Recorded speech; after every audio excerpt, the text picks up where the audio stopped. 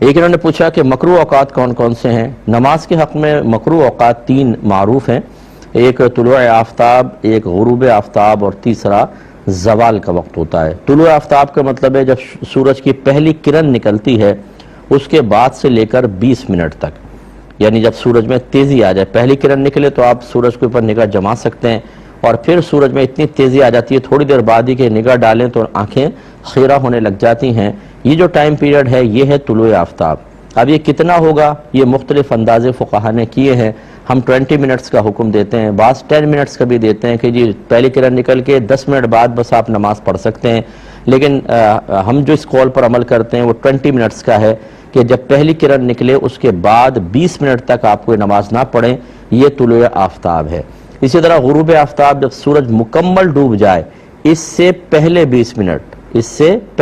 Minute جو ہیں، یا یوں کہہ لیں کہ عصر کا جو ٹائم ہے اس کے لاسٹ 20 منٹس جو ہیں وہ غروب آفتاب کہلاتے ہیں۔ اور زوال کا وقت جو ہوتا ہے یہ مختلف علاقوں میں مختلف ہوتا ہے، یا آپ اگر کیلنڈر لے لیں تو اس میں لکھا ہوتا ہے طلوع فجر، اس کے بعد لکھا ہوتا ہے دحوہ کبریٰ، یہ طلوع فجر پھر طلوع آفتاب، اس کے بعد ایک تیسرے خانے میں لکھا ہوگا زوال آفتاب یا دحوہ کبریٰ، اور اس سے اگلے خانے میں لکھا ہوتا ہے ظہر۔ تو یہ جو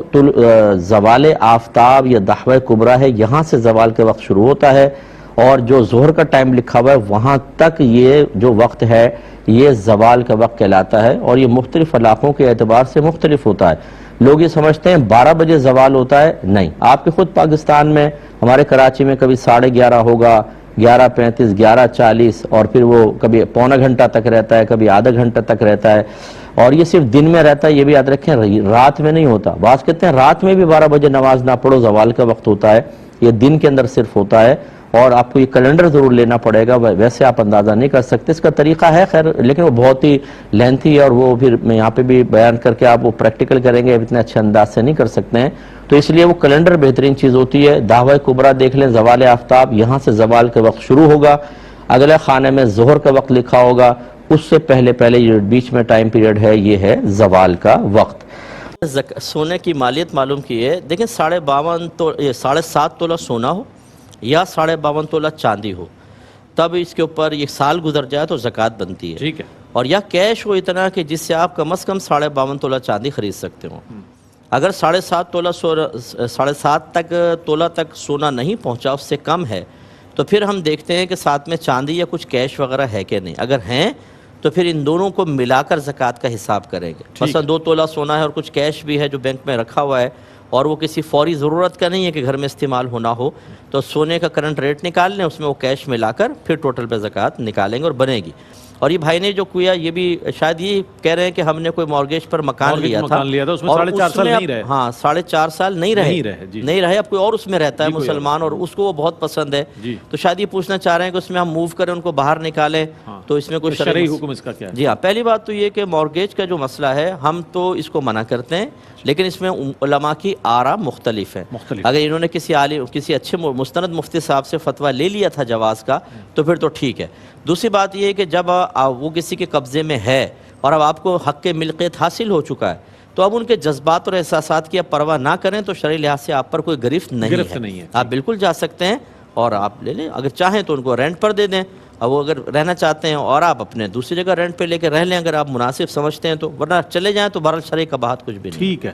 ایک یہ کہتے ہیں کہ ہمارے گھر میں بیر کا درخت ہے، لوگ کہتے ہیں کہ اس پر اثرات ہوتے ہیں۔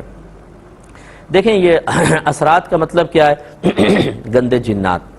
یہ جو بعض اوقات عاملین نے قابو کیے ہوتے ہیں چھوڑ دیتے ہیں تو ہم کہتے ہیں یہ گندے اثرات چھوڑ دیے گئے، تو یہ گندے جنات، لیکن یہ عموماً شہروں کے اندر نہیں ہوتے ہیں، جہاں لائٹیں جلتی ہیں، جہاں پہ اذانوں کی آوازیں آ رہی ہیں، جہاں پاکیزہ ذکر ہو رہا ہے، وہاں پر یہ جنات نہیں ہوتے ہیں گندے اثرات۔ ہاں جن کی ڈیوٹیاں اللہ نے لگائی ہیں، جیسے ہمارے ساتھ ایک شیطان پیدا کر دیا اللہ تعالیٰ نے، ایک فرشتہ ایک شیطان، فرشتہ ساری زندگی نیکی کی دعوت دے گا، شیطان برائی کی دعوت دے گا، یہ تو رہے گا۔ اس طرح واش روم وغیرہ کے اندر گندے شیاطین ہوتے ہیں، جنات ہوتے ہیں، اسی لیے دعا کا حکم ہے کہ اللہم انی اعوذ بک من الخبث والخبائث، اے اللہ تعالیٰ میں خبث اور خبائث سے تیری پناہ طلب کرتا ہوں۔ واش روم میں جاتے ہوئے دعا پڑھتے ہیں، وہاں موجود ہوتے ہیں بسا اوقات، لیکن ضروری نہیں ہے کہ ہوں۔ تو یہ بعض ایسے ہوتے ہیں کہ جو بطور آزمائش مقرر کر دیے گئے ہیں، وہ تو آپ کو ملیں گے، لیکن جو عمومی طور پر جیسے ایک جن آیا اس نے کہا چلو یہاں بسیرا کر لیتا ہوں، یہ پھر ایسے شہری زندگی میں نہیں دخل اندازی کرتے، یہ سنسان ایریاز میں ہوں گے،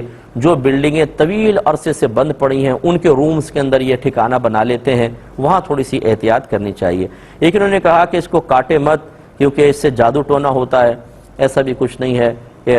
بیر کے درخت سے تو جادو ٹونے کا کوئی تعلق نہیں ہے، اگر وہ اچھا درخت ہے، سایہ دے رہا ہے، پھلدار درخت ہے تو قائم رہنے دیں، کاٹنے کی کوئی حاجت نہیں ہے۔